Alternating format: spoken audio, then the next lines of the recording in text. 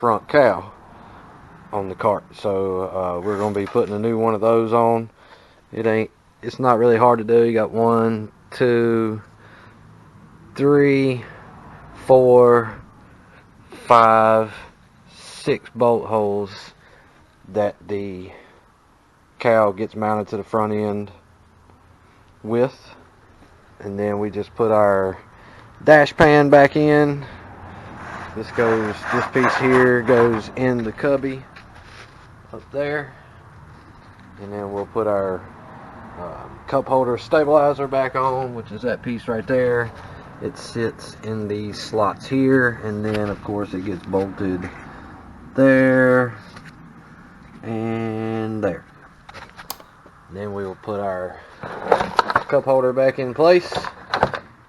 There you go. So here's the nose piece put back on. Don't look bad at all.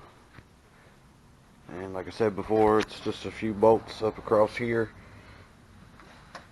underneath the edge of this lip right here, and then you're going to go from this side into the dash to get to the bolts and nuts.